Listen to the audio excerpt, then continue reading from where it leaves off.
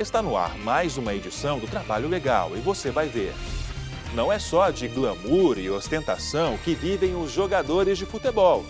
Os atletas e treinadores convivem com baixos salários, atrasos e muitos outros desrespeitos às leis trabalhistas do país. Cartilha de combate ao assédio moral é lançada por Sindicato dos Jornalistas do Distrito Federal. Medida tem como objetivo incentivar a denúncia de casos dentro das redações e empresas de comunicação. Olá, o Trabalho Legal é o programa do Ministério Público do Trabalho em parceria com a Associação Nacional dos Procuradores do Trabalho. Enquanto alguns jogadores e técnicos de futebol têm fama, dinheiro e sucesso, a maioria vive uma dura realidade e convive diariamente com baixos salários, atrasos e o desrespeito como profissional.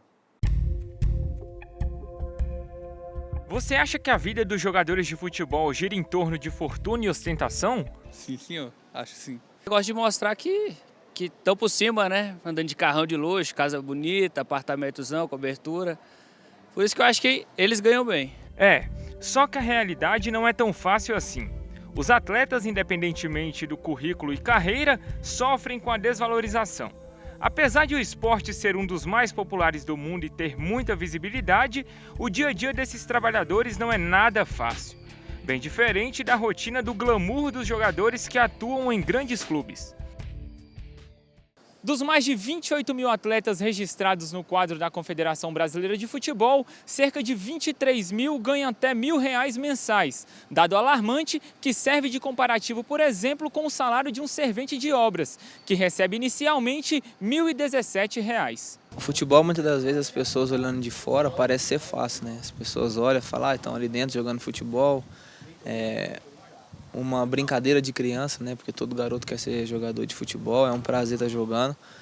Mas, infelizmente, quando tem esses problemas de extracampo, de salário, de pressão de torcida, de pressão de resultado, isso aí acaba influenciando muito no psicológico do jogador, né? Alguns não conseguem render, outros se perdem no meio do caminho. Então é uma profissão que é um nível de estresse muito alto a gente passa, né? De um dia você tá bem, do outro dia você pode estar mal. De um dia para noite você é o cara, do outro dia para noite você não presta, tem que ser mandado embora. Infelizmente as maiorias dos clubes não dão valor nos jogadores, né? A gente é bom enquanto a gente serve. Enquanto a gente não serve, pega nossas coisas, vão embora, vão para outro lugar e segue a vida. O depoimento de Rafael Grampola reflete os problemas de quem escolheu o esporte como profissão. Aos 29 anos e atualmente defendendo um time do Distrito Federal, ele já passou por diferentes clubes. E o que não faltam são dificuldades enfrentadas para garantir direitos trabalhistas e a valorização do salário. Olha, é difícil, né? É difícil a gente brigar por isso, até porque a gente só sabe fazer isso, né? Muitos jogadores de futebol não têm outra profissão extracampo. Infelizmente, quando termina uma temporada, depois a gente fica sem fazer nada, é complicado. Muitos não sabem nem o que fazer, muitos nunca trabalharam, a maioria não estuda porque não quer, né? Porque tem alguns clubes que dão essa estrutura e tem outros clubes que não dão.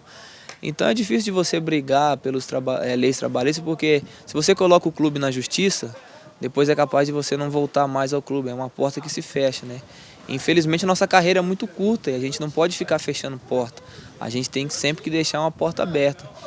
Então é difícil a gente ficar lutando por esses direitos. Eu falo da maioria. É claro que tem as raras exceções que brigam, é claro que tem as raras exceções que tem outro trabalho, que estuda, né? Mas infelizmente a maioria é mais no peito e na raça mesmo. A crise, as dívidas e a falta de promessas por parte das diretorias dos clubes ainda acaba criando um grande abismo entre aqueles que estão em um patamar mais alto e os que sonham em um dia chegar no topo da carreira. Para Grampola, com essa realidade, poucos sonham em chegar, por exemplo, à seleção brasileira. Tanto é que a gente tem muitos exemplos de pessoas que eram fenômenos, né, de futebol e foi passando o tempo e foi desistindo de jogar, né? Eu acho que é a minoria, bem pouca minoria que consegue os sonhos, que consegue os objetivos, quer chegar numa seleção brasileira, quer jogar num time grande, quer ter uma estabilidade financeira.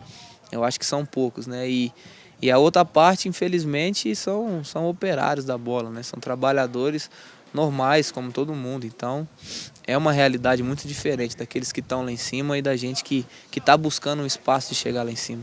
Um dos grandes fatores responsáveis para essa crise entre times e atletas é o não cumprimento dos acordos trabalhistas com os profissionais. Existe uma cultura no nosso país de que o clube de futebol ele tem uma realidade diferente, só que na verdade não tem, né? O clube de futebol é uma empresa como outra qualquer, né? Existem algumas diferenças na forma de recolhimento previdenciário, na forma de recolhimento de tributos, mas em relação às leis trabalhistas, né, tirando as questões relacionadas à Lei Pelé, que é uma lei específica, mas em relação à maior parte dos direitos, é uma empresa como outra qualquer, que tem que respeitar a legislação no que diz respeito ao prazo de pagamento, tem que respeitar a legislação no que diz respeito ao recolhimento de férias, 13º, FGTS, e durante muito tempo não foi assim. Em alguns casos, os atletas conseguem fechar contratos para jogar fora do país. João Paulo teve essa experiência e afirma que uma das garantias em sair do Brasil é o fato de saber que irá receber regularmente. Na situação na Europa, a gente já é contratado, já tendo dinheiro em caixa, né? Um jogador lá fora já vai sabendo que vai receber, né? Diferente dos clubes brasileiros, que às vezes contrata sem um fundo de investidores para um campeonato, por isso que acontece a situação de atraso de salário, situação de sem dinheiro, às vezes mesmo, sem patrocínio, não consegue, às vezes contrata o jogador para depois buscar patrocínio. É a realidade do futebol brasileiro hoje, né? A gente sabe da crise do Brasil, em geral, e isso afeta tudo, afeta as empresas, afeta o mercado do futebol e acaba afetando a todos, né? Outro fator também que leva os jogadores a saírem do país é o desemprego. De acordo com a CBF, dos mais de 28 mil atletas profissionais que tinham contrato em 2015, mais de 11 mil chegaram em 2016 com o contrato ativo. Ou seja, 6 de cada 10 jogadores ficam desempregados no decorrer da temporada. O principal motivo de tantas rescisões e desemprego é simples: a falta de calendário e, principalmente, a não valorização das categorias de base.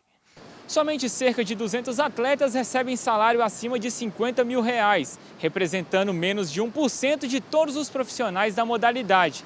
Um dos grandes impulsos para esses atletas é a mídia, pois quanto mais repercussão é gerada, mais lucros esses jogadores obtêm. Agora, o que muitas vezes acontece é uma verdadeira inversão de valores. Muitas vezes, jogadores que recebem salários altos, né, salários bem maiores do que a média nacional, recebem em dia e os funcionários que recebem um valor menor não recebem, porque o jogador tem o maior poder de pressão, né? O jogador é aquele que vai dar, digamos assim, renda para o clube, né? Se o jogador estiver insatisfeito e jogar mal, né, o próprio clube vai deixar de ter receita. Então é importante também que aqueles funcionários que recebem um valor menor, eles não sejam preteridos em prol dos grandes mega astros. Lógico, não se defende aqui que os jogadores não recebam dia, mas se defende que existe um tratamento igualitário a todos. De preferência, os que recebem menos recebam primeiro daqueles que recebem mais, porque os que recebem menos normalmente necessitam mais do valor do seu salário do que aqueles que, por receberem mais, conseguem ter uma certa reserva. Essa realidade não é exclusiva apenas dos jogadores de futebol. Ela também faz parte da rotina dos treinadores. Reinaldo Gheldini vive isso há vários anos e está preocupado com o futuro. Eu vou dar exemplo de algumas coisas que eu tenho visto e que eu tenho passado. Por exemplo, o meu caso, eu estou no futebol 40 anos. Eu fui ver como eu poderia me aposentar outro dia, eu teria que trabalhar mais 35 anos. Aí eu falei com o pessoal que eu vou me aposentar com 100 anos.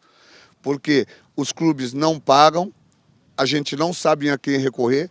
O nosso sindicato, infelizmente, o sindicato dos jogadores, de treinadores, deveriam trabalhar em cima dos times pequenos.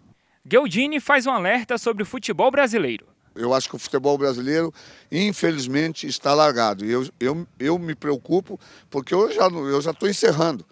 Mas os que estão vindo aí estão encontrando estádios de primeiro mundo e não tem condição de dar a condição de pagar um jogador para primeiro mundo. Eu acho que se tem que rever as nossas leis, a Lei Pelé mesmo, eu acho que tem que dar uma mudada, porque os clubes não investem mais na base. Para Leonardo Osório, apesar da dura realidade encontrada nesse meio, nos últimos anos ocorreram alguns avanços.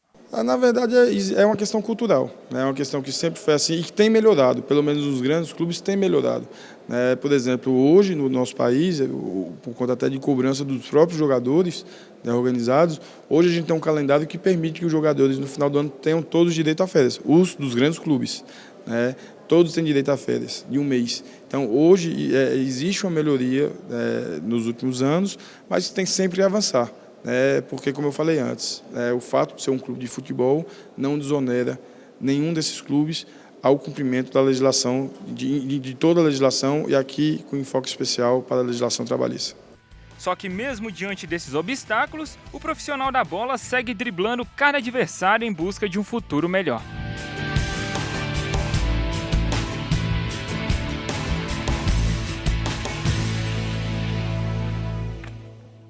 E você vai ver a seguir. Ministério do Trabalho e Previdência Social propõe reestruturação do Sistema Nacional de Emprego.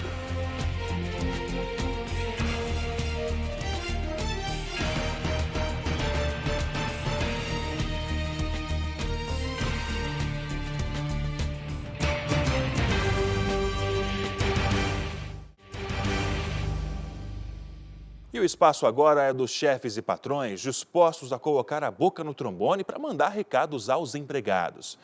Veja agora o que eles disseram.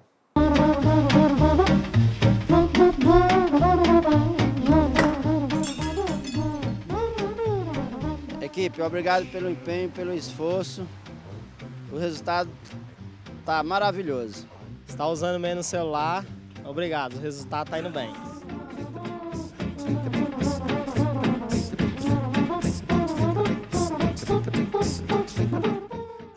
O Ministério do Trabalho e Previdência Social propôs a reestruturação do Sistema Nacional de Emprego.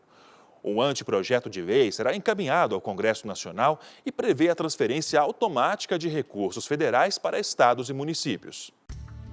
A proposta foi apresentada e assinada pelo ministro Miguel Rossetto em evento em comemoração ao Dia do Trabalho. O documento terá como objetivo ampliar a proteção aos trabalhadores desempregados e dar apoio aos empregadores no processo de seleção e recrutamento. O projeto também visa a valorização do salário mínimo, referência para mais de 40 milhões de profissionais no Brasil. O salário mínimo, ao longo dos últimos anos, cresceu mais de 76% acima da inflação e ele estimulou que toda a renda do trabalho crescesse mais do que 60% durante esse período.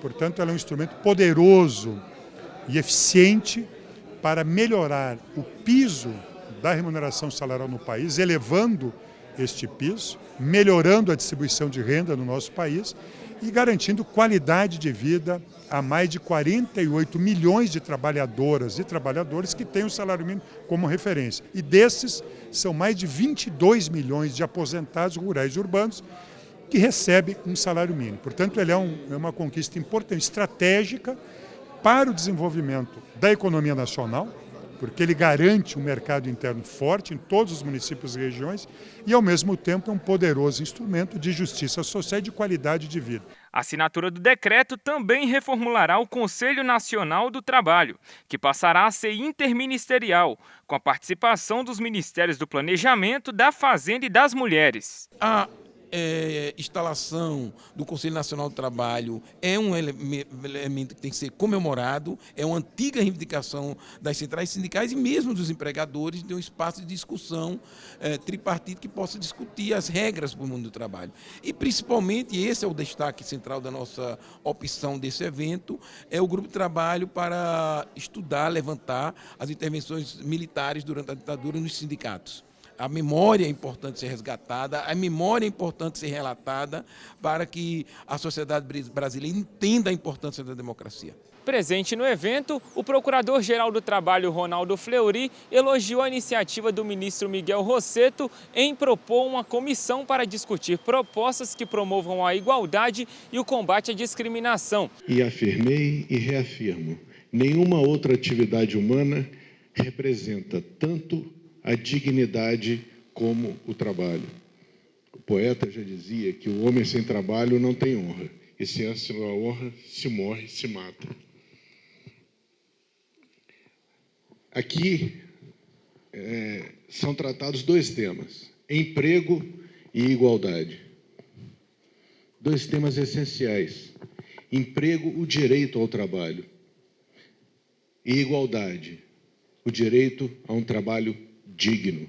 Para Manuel Messias, a atuação do MPT é de total importância e tem grande força na luta dos direitos dos trabalhadores. O Ministério Público do Trabalho é um parceiro fundamental do Ministério do Trabalho em suas ações. O Ministério Público do Trabalho é um instrumento da sociedade, tem sido um instrumento da sociedade em defesa do trabalho decente, tem sido um instrumento da classe trabalhadora para fazer a defesa dos direitos que estão na Constituição. Não há direitos sem acesso a eles. Miguel Rosseto afirma ainda que, além do trabalhador, o aposentado também está incluído na batalha pela igualdade. Nós temos ainda que manter esse padrão de remuneração dos aposentados e dar continuidade à elevação do salário mínimo, na medida em que o Brasil ainda convive com um padrão de concentração de renda inaceitável. Começamos esse movimento e ele tem se revelado extremamente positivo por conta da qualidade de vida.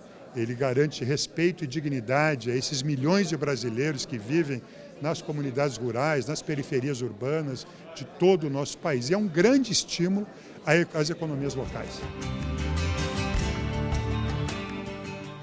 E você vai ver depois do intervalo. Cartilha de combate ao assédio moral é lançada por Sindicato dos Jornalistas do Distrito Federal. Voltamos em 1 minuto.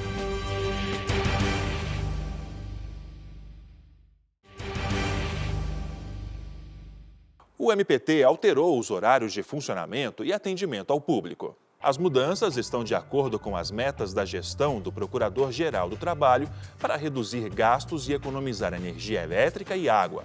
A alteração também segue adequações realizadas pela Justiça do Trabalho e por outros órgãos públicos. A Procuradoria-Geral do Trabalho vai passar a funcionar de 9 horas da manhã até às 7 da noite e o atendimento ao público de 10 da manhã até às 6 da tarde. As Procuradorias Regionais do Trabalho também alteraram os horários. Acompanhe agora o expediente de funcionamento e de atendimento ao público de todas as PRTs.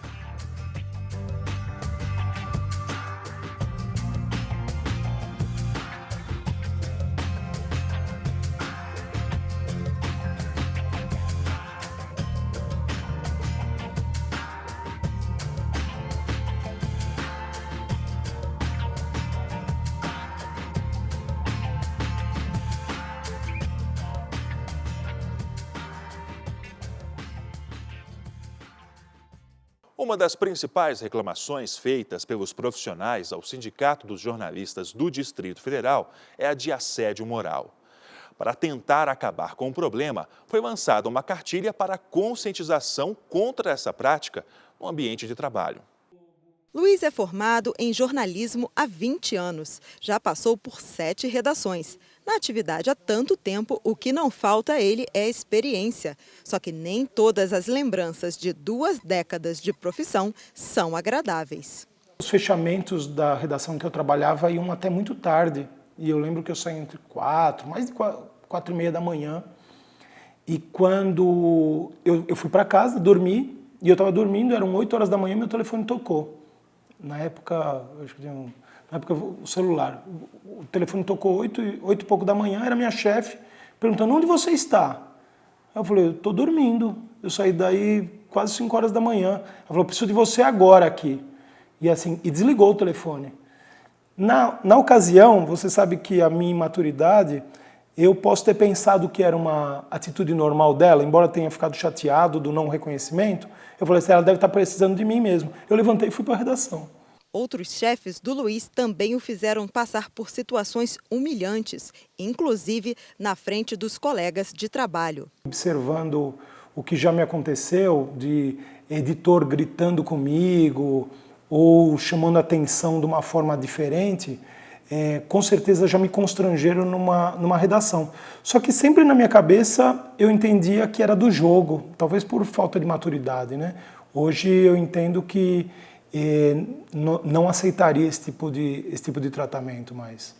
Violência psicológica, constrangimento, humilhação. Esses são apenas alguns elementos que caracterizam o assédio moral no ambiente de trabalho. O problema gera reclamações em inúmeras categorias de profissionais. As consequências, principalmente para a saúde dos empregados vítimas dessa prática, incluem a depressão, o alcoolismo, o envolvimento com drogas e até mesmo o suicídio.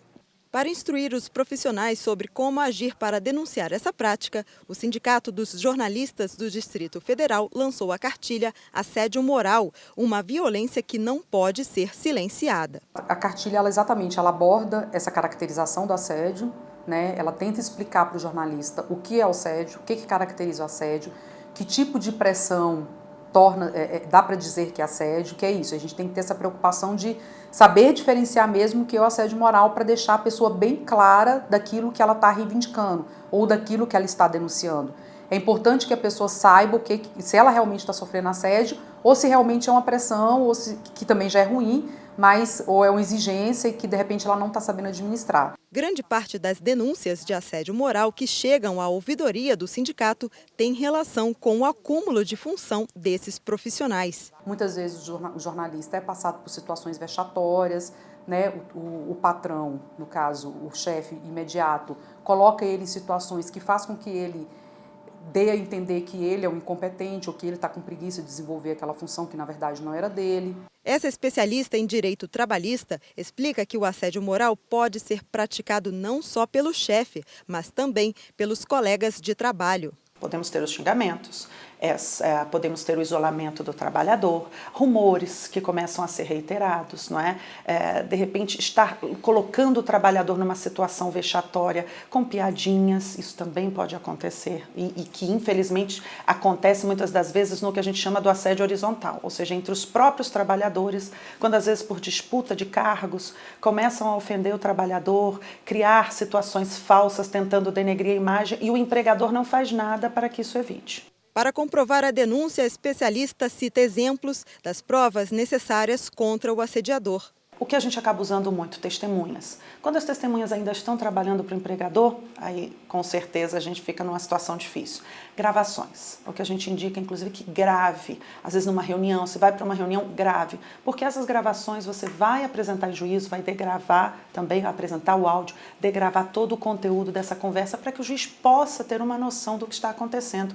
Até mesmo conversas em grupos de pessoas de uma mesma empresa em aplicativos de telefones celulares podem caracterizar o assédio moral. Não precisa necessariamente, inclusive, o assédio estar acontecendo no ambiente da empresa, porque o grupo de WhatsApp é um exemplo muito claro disso. Né? Eles podem estar fora da empresa, mas tratando de assuntos daquele grupo que se refere ao trabalho e assediando o trabalhador, seja com aquela situação, seja com aquele apelido, seja, inclusive, denegrindo o fulano para variar, não fez a atividade. Uma vez mais, não cumpriu as metas, porque essa é uma outra situação. De repente, estão impondo uma meta inatingível para aquele trabalhador, só com o objetivo de que ele fique mal entre os seus colegas.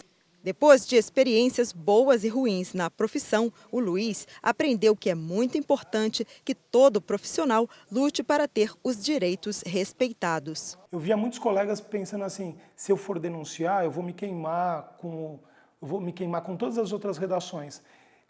A gente viu que na prática não é assim que funciona. Muito pelo contrário, as próprias redações têm entendido que profissionais, né, tem que ser com P maiúsculo, são pessoas que reconhecem seus direitos e que conhecem o espaço. A representante do Sindicato dos Jornalistas defende que a categoria denuncie casos de assédio moral no trabalho. É claro que a pessoa precisa ter coragem de criar, de ir em frente com a denúncia, enfim, de repente entrar com ação, mas é para isso, a gente está aqui para isso, o sindicato está aqui para isso e a campanha ela tem esse objetivo, conscientizar os colegas sobre a necessidade de denunciar o assédio moral e correr atrás dos seus direitos e não deixar barato o problema do assédio moral, não adoecer por conta disso, porque o assédio moral ele adoece as pessoas. Qualquer trabalhador também pode apresentar denúncia no site do Ministério Público do Trabalho. Basta acessar o endereço www.mpt.mp.br. Antes de encerrar o programa de hoje, lembro que sua sugestão de reportagem é sempre muito bem-vinda. Basta enviar um e-mail para trabalholegal.pautas@gmail.com. Agora, para mais informações sobre o Ministério Público do Trabalho, é simples. Basta acessar o portal www.mpt.mp.br e também o Facebook ou o canal no YouTube. O Trabalho Legal termina aqui. Uma ótima semana para você.